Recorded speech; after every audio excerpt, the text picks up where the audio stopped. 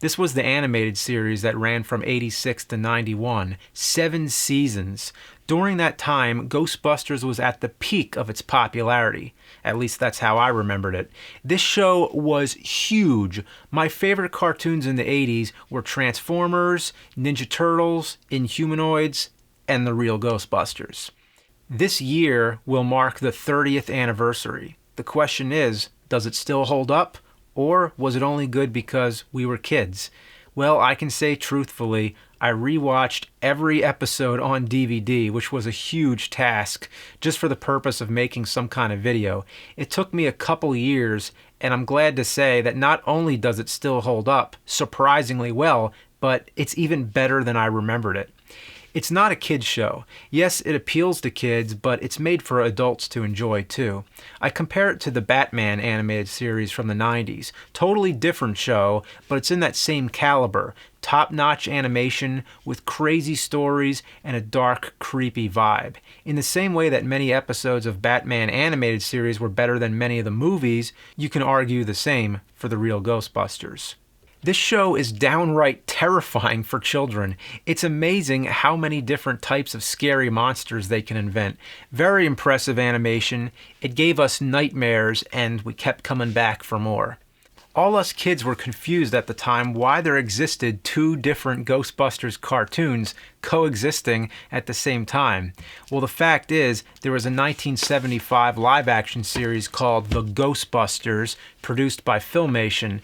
Next, Columbia produced the 1984 Ghostbusters, and even though it was a completely unrelated film, Columbia paid Filmation a fee to use the name. After the success of the film, Filmation attempted to work with Columbia to make an animated series based on the movie, but Columbia instead went with Dick. Then Filmation decided to make their own Ghostbusters animated series based on their original live-action series. The results were Filmation's Ghostbusters and Columbia's Real Ghostbusters. Both shows were produced at the same time and premiered only days apart. Ghostbusters first aired September 8th, and Real Ghostbusters on September 13th. The Real Ghostbusters picks up right where the movie left off. In the episode Citizen Ghost, which you would think would be the pilot, it continues right after their battle with Gozer, covered in Stay Puft Marshmallow. Their uniforms absorbed lots of psychokinetic energy, and they have to get rid of them. That explains why they have new suits, which are all different colors. It's similar to the Ninja Turtles cartoon, how the turtles all have different colored headbands to help distinguish them apart, when in the original comics, they all wore the same. Anyway, Venkman is supposed to burn the old suits, but oops, he leaves them out, and the ghostly contamination brings new life to the suits as they become evil Ghostbusters. That's just a taste of how insane these plots can get. In the episode Take 2, the Ghostbusters go to Hollywood to witness the production of a movie based on them. This becomes the Ghostbusters Movie, which explains why they're the real Ghostbusters. They actually use clips from the film and make jokes about Bill Murray playing Venkman. It's funny to think that the live-action Ghostbusters are fictional, but their animated counterparts are the real ones. But of course, we all know that calling it the Real Ghostbusters was just a jab at the Filmation series. This is the Real Ghostbusters. One thing really awesome about the show is how it expands the Ghostbusters mythology. It answers things like what happens when you put a ghost inside the containment unit. Inside the unit, there's a whole ghostly dimension, not like a heaven or hell, but like a purgatory. This is just one of the many ways it explores the universe of Ghostbusters. Not to mention the vehicles. You know Ecto-1, but what about Ecto-2 and Ecto-3? It also makes a lot of pop culture references. King Kong, Star Trek, the Maltese Falcon, the Three Stooges, and even a direct parody of Ninja Turtles. And of course, you gotta love all those occasional animation errors. The characters are all perfectly in tune with their live-action selves. Even though it's all new voices, Each one of them does such a good job that you forget it's not the original cast and you accept them as the true Ghostbusters.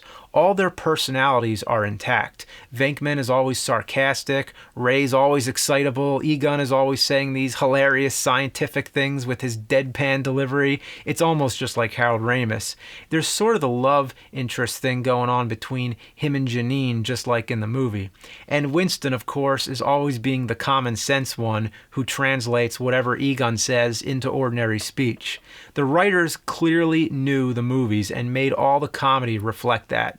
Even Mr. Peck shows up in the 5th season, and it's still true. He has no dick. Even Louis Tully enters the mix. Venkman is voiced by Lorenzo Music, best known as Garfield. For whatever reason, Bill Murray, the live-action Venkman, voiced the live-action Garfield. So weird. But anyway, it's a perfect voice for Venkman, but it's strange. When I watch it, I still can't stop thinking about Garfield. Satisfying and less filling. Death by slobber is not a pretty sight.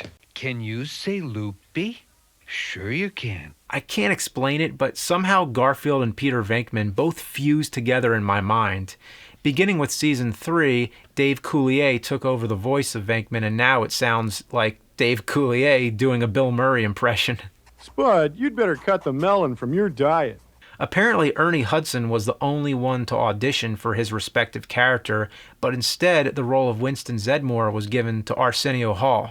Also, can't forget Frank Welker, who did the voice of Ray Stantz, Slimer, and probably more than half the monsters. Just think, Megatron, Dr. Claw, and the Gremlins. That distinct growl you can never forget. About the character Slimer, in the episode Citizen Ghost, they explain how Slimer became their friend. This begins a love-hate relationship between Venkman and Slimer. The writers were clearly inspired by the scene in the movie where Slimer slimes Venkman, and they milked it for all it was worth. Throughout the series, Slimer is always causing trouble for Venkman, usually unintentionally, and Venkman is always getting pissed off at him, even though deep down inside, he actually loves the little Spud. It's kind of similar to Steve Urkel and Carl Winslow in Family Matters, how Urkel's always causing trouble, but they still really have a good friendship. Slimer became a little too much of the focal point, in the same way Urkel gradually took over Family Matters. Beginning with the 4th season, the show was retitled Slimer and the Real Ghostbusters. Also, it was expanded from its 30-minute time slot to 1 hour, with the latter half being dedicated to short Slimer cartoons. These were basically just silly Looney Tunes type things without any of the main Ghostbuster characters. Like any long-running show, it had its share of lackluster moments. Personally speaking, trying to get through the entire DVD set was fun at first, but then it became a chore. The 7 seasons are contained on 5 volumes. Each volume contains 5 discs. Each disc has about 3 hours of episodes. It's a long series. One thing that made it almost unbearable was the theme song. It's nice to hear they got the rights to use the official Ray Parker Jr. Ghostbusters theme song, but it plays constantly. I don't mean just the intro. You can skip over that. That's not a problem, although it is at the beginning of every single episode, so you're going to have to keep that remote handy to skip through them all.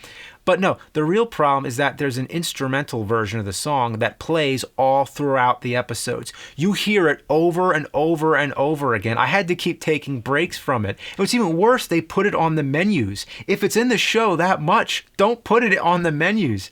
So whenever I wasn't even watching the show, I just couldn't get out of my head. I'm like walking around the house like doo-doo-doo-doo-doo-doo. I'm like, oh God, like it was as if I was still hearing it. So I don't recommend having a marathon. Yeah, they really overdo it with the theme song. That's why, to make it easier to narrow it down, I'm going to highlight 10 really good episodes. So these are just highlights. There's plenty other episodes to choose from. It's really hard to do a top 10. So I'm not calling this a top 10. I'm just saying it's a 10 highlights. Flipside. In this episode, the Ghostbusters are transported to an alternate dimension, a flip side of Manhattan where the whole city is inhabited by ghosts. But this is where it gets really cool. In the firehouse, instead of Ghostbusters, there's People Busters. Knock Knock. This one has some of the best animation in the series. Underneath New York City, somewhere in an abandoned subway tunnel, there's an ancient Sumerian door that leads to hell. The Ghostbusters have to go down there, and it's basically one flashy, nightmarish scene after the next. Devils, zombies on a train, a skeletal boat. It's all very trippy. There's a Halloween episode, actually a few, but Halloween Was Forever is probably the best. This one goes back to the origins of Halloween, the festival of Samhain, but in the world of Ghostbusters, Samhain is this evil spirit with a pumpkin head who wants Halloween to last forever. Halloween lasting forever? Not a bad idea. Of course, there's a Christmas episode. Xmas marks the spot. Here, the Ghostbusters travel back in time to the Victorian era and overhear an old man frightened over a ghost, so they barge in, capture the ghost, and come back to the present time, and then see that they somehow changed the course of time, and now nobody celebrates Christmas anymore. That's when they realize the old man was Ebenezer Scrooge, so they have to go back in time again to make sure he encounters the three ghosts so the time continuum will go back to normal. Mrs. Rogers' neighborhood. An elderly woman tells the Ghostbusters her house is haunted, so they come over to help, but it's all part of a scheme. The house is more than haunted. It's entirely made out of ghostly material, so everything in it is alive. While the Ghostbusters are busy dealing with this house, the woman goes to the Ghostbuster headquarters to let the rest of the ghosts out of the containment unit. She's actually some kind of demon, and I'll never forget when she turns into the demon and her lips pull back to reveal those gums. That freaked me out. Mr. Sandman, Dream Me a Dream. Yes, the Ghostbusters take on the Sandman. Here, the Sandman comes to put everybody in the city to sleep with a master plan that they will dream for 500 years and all their nightmares will become real. The Ghostbusters end up falling asleep and going into the dream world. Think of Nightmare on Elm Street Part 3, The Dream Warriors. It's kind of like that, and it features Janine as a Ghostbuster. Doctor. Okay, in this one, the Ghostbusters are at a chemical plant and they get contaminated by some kind of material that grows on them. Think Spider-Man and Venom, sort of. It starts growing eyeballs and stuff. It's really disturbing. Murray the Mantis. Stay Puft versus a giant mantis. Need I say more? Don't forget the Motor City. Venkman gets a new car to pick up babes, but gremlins get a hold of the car and wreck it. The scene that makes it one of my favorites is when the Ghostbusters have a showdown with the gremlins in a car factory in the form of a giant robot that the gremlins assembled from all different car parts. It's like Transformers or anything from the Japanese giant combination robot genre. Besides, there's a part that used to crack me up where Venkman pulls his car up next to a woman and beatboxes to her. It was one of the early things I recorded on a VCR, and I used to rewind that part over and over again. The Boogeyman Cometh. This is the one that scared everybody. This episode takes on the idea of the Boogeyman, the creature that lurks in every child's bedroom closet. They explain that there's a whole dimension that is somehow connected to all the closets in the world, and the Boogeyman can travel between them all. There's also a backstory how Egon was traumatized by the Boogeyman as a kid, and after all these years, he has to face him again. It's great stuff. Don't let this be the definitive guide. There's tons to pick from. This is just to get you started on the right track. If you're a fan of the films and you want to see more of the Ghostbusters adventures, I urge you to see it. And if you've seen it a long time ago, it may be time to see it again. It proves that Ghostbusters are the source of unlimited imagination. The characters have had a lot of mileage. You can easily see how there could have been a third movie. There is so much inspiration to draw from. But now, it's a thing of the past, but still remains true to its name. It is the Real Ghostbusters. The Real Ghostbusters are here to stay.